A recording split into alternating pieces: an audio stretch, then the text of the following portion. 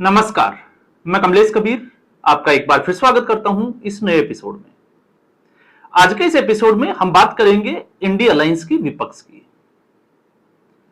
आज टीवी के chief actor विजय ने मुख्यमंत्री पद की शपथ ली और उसके बाद में 200 यूनिट बिजली जो फ्री दी जानी थी उसकी फाइल के ऊपर साइन कर दिए गए।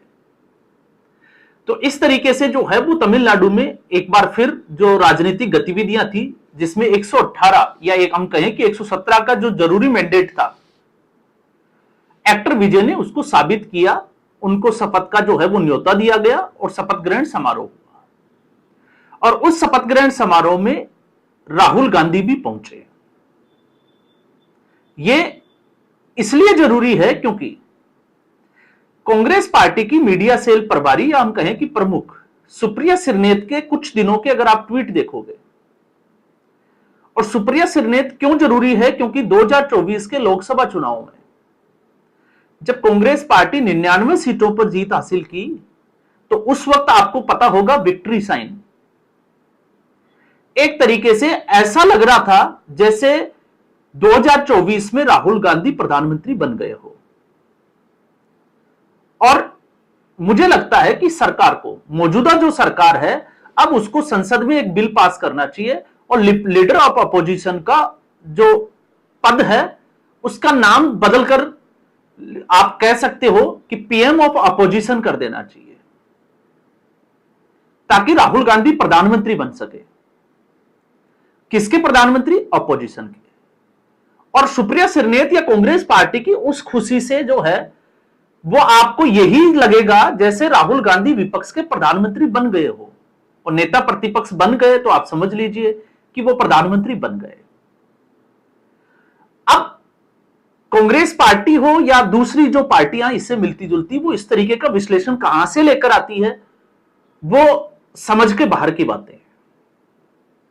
और मैं ये क्यों कह रहा हूं क्योंकि इस वक्त जेडीयू प्रमुख नीतीश कुमार के बेटे निशांत कुमार ने स्वास्थ्य मंत्री की या हम कहें कि मंत्री पद की शपथ ली। आप और मैं आकलन करने बैठे तो हमारा आकलन यही होगा कि निशांत कुमार इस वक्त जो है वो राजनीति के लिए तैयार नहीं है। आप कह सकते हैं उनकी बॉडी लैंग्वेज से कि वो एक तरीके से राजनीतिज्ञ नहीं लगते हैं, लेकिन फिर भी उनको स्वास्थ्य मंत्री बनाया गया। और कहीं ना कहीं आप और हम ही जो है वो जब से नीतीश कुमार की जीत हासिल हुई है हम लगातार बात कर रहे थे एक ऐसा किंग मेकर जो अपने आप को किंग बनाता है। जब से वो राजनीति में आया है, सत्ता में आया है, तब से सरकार किसी की भी हो लेकिन मुख्यमंत्री नीतीश कुमार ही होंगे। तो गठबंधन, अदला बदली, पलटीबाजी या पलटी मार, आप किसी भी शब्द का इस्तेमाल कर सकते हैं। और फिर उसके बाद में अपने उम्र के आखिरी उस पड़ाव में इस तरीके की ग्रैंड विक्ट्री जो है वो हासिल करना और फिर मुख्यमंत्री पद को छोड़ देना, राज्यसभा के लिए अपने आप को जो है वो नॉमिनेट करना। और उस वक्त लगातार जो है वो यही माना जा रहा था कि निशांत कुमार डिप्टी सीएम बनेंगे या हो सकता है कि मुख्यमंत्री, लेकिन मुख्यमंत्री की संभावना कम थी। अब ऐसी सूरत में जब मंत्रिमंडल का विस्तार हुआ तो निशांत कुमार को स्वास्थ्य मंत्री बनाया गया। जब उनका स्टेटमेंट हुआ तो उन्होंने जनता का आभार दिया। 1925 ये जो सन है ये बड़ी इंपॉर्टेंट है कि 1925 में जेडीयू को जनता ने 200 से या जेडीयू गठबंधन को 200 से ज्यादा सीटें दी, उसके लिए जनता का आभार। कांग्रेस पार्टी ने इस 1925 को पकड़ा और एक तरीके से निशांत कुमार को बुद्धू साबित करने का भरपूर प्रयास किया। तो बॉडी लैंग्वेज से, राजनीतिक तौर पर आप कह सकते हैं कि निशांत कुमार राजनीति के लिए परफेक्ट चॉइस नहीं है, लेकिन जेडीयू को वो सूट करता है। वो आप समझ सकते हैं कि उसके क्या कारण रहे होंगे। तो अब कांग्रेस पार्टी के हिसाब से अगर हम देखते हैं तो कांग्रेस पार्टी उसको ट्रोल कर रही है निशांत कुमार को। और आज जो है फिर कांग्रेस पार्टी ने जो जश्न मनाया है एक्टर विजय के मुख्यमंत्री बनने का, क्योंकि एक्टर विजय के बगल में राइट हैंड साइड में राहुल गांधी आपको खड़े दिखाई देंगे। तो उस फोटो कैप्शन को लेकर ट्वीट के ऊपर जो है वो आप देखोगे तो आपको भरमार मिलेगी, जैसे राहुल गांधी ने एक्टर विजय को मुख्यमंत्री बना दिया हो। जबकि कांग्रेस पार्टी की हैसियत क्या है और कांग्रेस पार्टी ने क्या किया है वो आने वाले समय में आप और हम जब है इसकी चर्चा करेंगे और जो भी डेवलपमेंट होगा, क्योंकि डीएमके जो इस गठबंधन की मेन कड़ी थी, कांग्रेस पार्टी का एक पुराना विश्वसनीय जो साथी था, जब वो लोकसभा स्पीकर को चिट्ठी लिखकर ये बोले कि उनकी सीटिंग की जो व्यवस्था है वो कांग्रेस पार्टी से अलग कर दी जाए, और कांग्रेस पार्टी का आकलन अगर यह है कि एक्टर विजय लोकसभा चुनाव में तमिलनाडु से बहुत बड़ा जो है वो कुछ कर जाएंगे, तो ये कहना अभी जो है वो बहुत मुश्किल है। और ये मैं ऐसे ही नहीं कर रहा। अरविंद केजरीवाल को आप देखिए, जहां विधानसभा में 70 में से 67 सीटें जीती हो, लेकिन लोकसभा में एक बार भी जो है वो दिल्ली से सीट निकालने में कामयाब नहीं हुए, और राहुल गांधी के साथ गठबंधन में होने के बावजूद एक भी सीट नहीं निकाल पाए।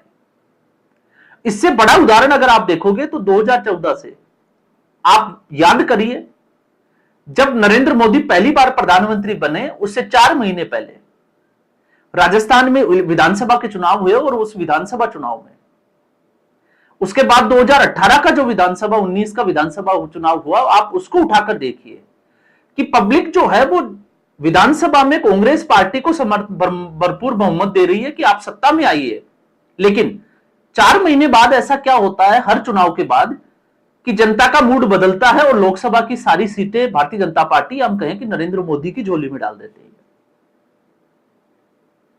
और यहां आके विपक्ष जो है वो बैकफायर कर जाता है। उनके आकलन में, उनके विश्लेषण में बहुत जल्दबाजी होती है, क्योंकि वो जनता को यह दिखाने का, या आप कहिए कि कांग्रेस पार्टी की खूबी है कि किस तरीके से असफलताओं से को छुपाते हुए दुनिया को खुश कैसे दिखाया जा सकता है। और जब 1925 बोलने से अगर निशांत कुमार राजनीति के लिए परफेक्ट नहीं है तो मैं मानता हूं, लेकिन आपको याद रखना चाहिए इस वक्त जेडीयू को। तो दूसरी तरफ हम आते हैं इस गठबंधन पे। 1925 अगर सबसे बड़ी गलती है तो कुछ ही समय पहले लोकसभा में एक जो है वो बिल, या हम कहें कि महाभियोग लाया गया। जरा याद करिए उस महाभियोग में कांग्रेस पार्टी ने कौन सी तारीख डाली थी। और एक बार नहीं, लोकसभा स्पीकर ने जो उनके खिलाफ एक महाभियोग लाया गया उसको 2-3 बार लौटा दिया कि आप जो है वो डेट सही नहीं है, आपकी सन सही नहीं है, आप इसको जो है वो करेक्ट करके लाइए। बावजूद उसके एक्सेप्ट किया, उन्होंने खुद वो गलती जो है वो सही करवाई, तो फिर आप उसके लिए क्या बोलोगे। और जब राजनीति के लिए निशांत कुमार 1925 वाला बयान देने से परफेक्ट नहीं है, तो फिर आप आलू से सोना बनाने वाली मशीन के लिए क्या बोलोगे। तो राहुल गांधी तो कभी भी जो है वो राजनीति के लिए परफेक्ट चॉइस रहे ही नहीं, जो 100 चुनाव हार चुका हो। अब आप देखिए, चालाकी से 99 चुनाव कर दिए गए कि 99 चुनाव वो हार चुके हैं। तो तमिलनाडु का चुनाव कौन सा राहुल गांधी जीत गए। आपने सिर्फ और सिर्फ यह दिखाने के लिए कि कांग्रेस पार्टी की 4 राज्यों में, या आप कह सकते हैं कि 4 राज्यों में पूर्णतया सरकार है और 5वें में गठबंधन की सरकार है। झारखंड में आप उसका जो है वो हिस्सा है, आप जो है वो फारूक अब्दुल्ला की पार्टी जो है उसके साथ आप हिस्सा है, सिर्फ यह दिखाने के लिए। लेकिन वास्तविकता में स्थिति क्या है, और ये जो है वो सारा दिखाते हैं कि हम लोग जो है वो कहीं भी मंथन करने के लिए तैयार नहीं है। ये कांग्रेस पार्टी की इस वक्त मानसिकता आप साफ तौर से समझ सकते हैं। तो डीएमके का साथ छोड़ना और टीवीके का साथ अपनाना राहुल गांधी चाहते तो इसके लिए डिस्कस कर सकते थे, लेकिन नहीं किए। तो आप दूसरी तरफ देखिए, भारतीय जनता पार्टी जो लगातार एक के बाद एक, आप कह सकते हैं कि चुनाव दर चुनाव जो है वो राज्य जीतते जा रहे हैं। जिस राज्य के बारे में सोच लिया भारतीय जनता पार्टी, उस चुनावी मैदान में एक तरीके से कत्ल की रात जिस तरीके से होती है, डू और डाई सिचुएशन की तरह काम करने के लिए उतर जाती है। और उसमें इस वक्त अगर आप देखोगे तो वर्तमान आधुनिक भारत के या विश्व के अगर कोई राजनीति के चाणक्य हैं, अमित शाह। आप सोचकर देखिए कि एक केंद्रीय गृह मंत्री उस पद पर रहते हुए 15 दिनों के लिए एक किसी राज्य में प्रवास करें, तो आप उस पार्टी की रणनीति, आप उस पार्टी की कार्यशैली और आप उस पार्टी के अनुशासन को देखिए। जहां पर पार्टी के विधायक, पार्टी के सांसद जो है वो झंडे उठाए हुए आपको दिखाई देंगे, वो पोस्टर लगाते हुए दिखाई देंगे और वो पैदल चलकर जो है वो जनता से बात करते हुए दिखाई देंगे। लेकिन दूसरी तरफ कांग्रेस पार्टी सबक लेने के लिए तैयार नहीं है, और जब सबक लेने के लिए तैयार नहीं है तो फिर आपके पास एक ही बचता है कि आप जो है वो सोशल मीडिया के ऊपर किसी भी तरीके से अपने मन को खुश करने के लिए, आप कह सकते हो आत्मसंतुष्टि के लिए, इस तरीके के एक आप कहिए पोस्टर वार कहिए, ट्विटर वार कहिए, और फिर उसके बाद में आपको मुखी खानी पड़ती है। और यह कांग्रेस पार्टी का इतिहास है। दूसरी तरफ आप देखिए, असम के मुख्यमंत्री हेमंता बिस्वा शर्मा विधायक दल के नेता चुन लिए गए। आप असम की जो विक्ट्री है उसके लिए क्या कहोगे? पश्चिम बंगाल में भारतीय जनता पार्टी ने पूरी ताकत झोंक दी, क्योंकि भारतीय जनता पार्टी ने ताकत इसलिए झोंकी क्योंकि 34 साल के लेफ्ट का जो शासन था और फिर 15 साल का ममता बनर्जी का जो शासन था, उससे जनता नाराज थी। जनता परिवर्तन चाहती थी और इस लेवल पर चाहती थी कि किसी भी तरीके से वो ममता बनर्जी को सत्ता में देखना ही नहीं है। तो फिर विकल्प क्या है? तो फिर विकल्प था भारतीय जनता पार्टी। कांग्रेस पार्टी ने भले ही जो है वो लगभग सभी सीटों के ऊपर जो है वो अपने उम्मीदवार उतारे हो, लेकिन कांग्रेस पार्टी को भी स्थिति का अच्छे से पता था कि कांग्रेस पार्टी की हैसियत पश्चिम बंगाल में क्या है। तो आप देखिए, कांग्रेस पार्टी को असम में 126 सीटों वाली विधानसभा में कांग्रेस पार्टी को कितनी सीटें मिली 10 साल की एंटी इनकम्बेंसी के बावजूद? यह एक सबसे बड़ा जो है वो सवाल खड़ा करता है कांग्रेस पार्टी की रणनीति के ऊपर, कांग्रेस पार्टी के टिकट वितरण के ऊपर। और दूसरा एक गठबंधन जो तीसरी बार एंटी इनकम्बेंसी के बाद 100 सीटों के पार चला जाए, तो आप उसके लिए क्या कहोगे? और 12 मई को हेमंता बिस्वा शर्मा उसी कांग्रेस पार्टी से निकला हुआ, और भारतीय जनता पार्टी का मैसेज जो है वो सीधा साफ आपको जो है वो नजर आएगा। और वो मैसेज ये है, आप भले किसी भी पार्टी से हो, अगर आप भारतीय जनता पार्टी में आते हो और भारतीय जनता पार्टी के लिए आप बिना किसी, आप कह सकते हो कि अपेक्षा के साथ अगर आप दिन रात मेहनत करते हो, तो आपको उसका फल जो है वो कभी भी मिल सकता है, मैं ये कहूंगा। और इस लिस्ट में आप देखिए शुभेंदु अधिकारी, ताजा उदाहरण। हेमंता बिस्वा शर्मा 5 साल पुराने हो गए और दूसरी बार आसाम के 12 मई को शपथ लेने जा रहे हैं। दूसरी बार जो है वो मुख्यमंत्री बन जाएंगे लगातार 10 साल के लिए। शुभेंदु अधिकारी टीएमसी से आए और आज जो है वो कलकत्ता के मुख्यमंत्री, पश्चिम बंगाल के मुख्यमंत्री है।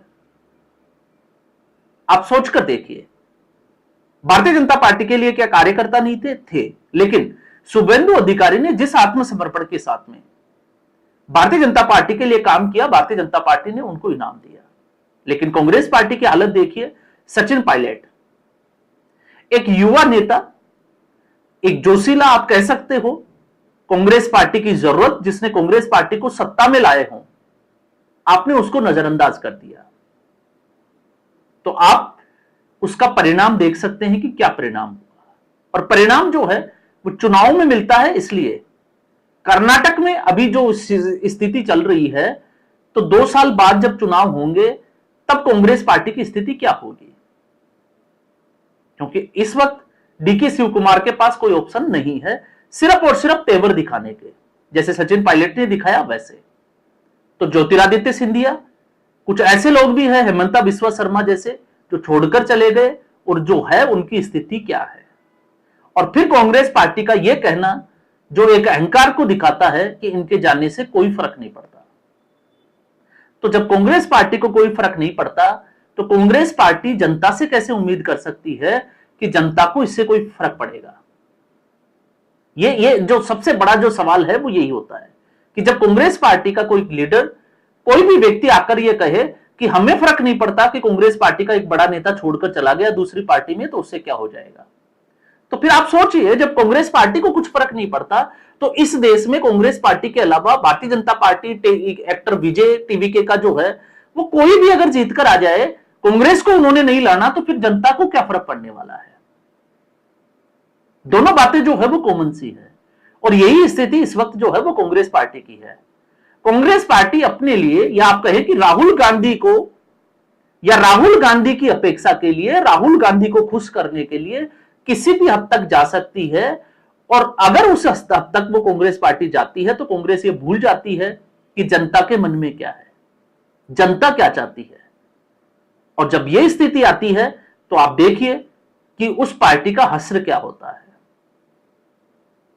तो आने वाले समय में तमिलनाडु की राजनीति किस तरफ करवट बदलेगी, एक्टर विजय जो है वो किस तरीके से काम करेंगे, यह तय करेगा कि एक्टर विजय का भविष्य क्या है। क्योंकि अरविंद केजरीवाल 3 बार चुनाव जीते और तीसरी बार जब चौथी बार चुनाव में गए तो दिल्ली की जनता ने उनको बोला कि आपसे नहीं होगा, आपको दिल्ली छोड़ना पड़ेगा। तो आप देखिए उसी तमिलनाडु में एमके स्टालिन जो आपका सहयोगी था उसको उसकी की सीट हरा दी। यह एक जो है वो सबसे बड़ा सबक है राजनीति में। ममता बनर्जी को भवानीपुर सीट जो है वो जनता ने हरा दी। तो फिर आप जो है वो क्या हो, क्योंकि आप खुद भी जो है वो सीटें, आप कहें कि लोकसभा सीट हार चुके हैं।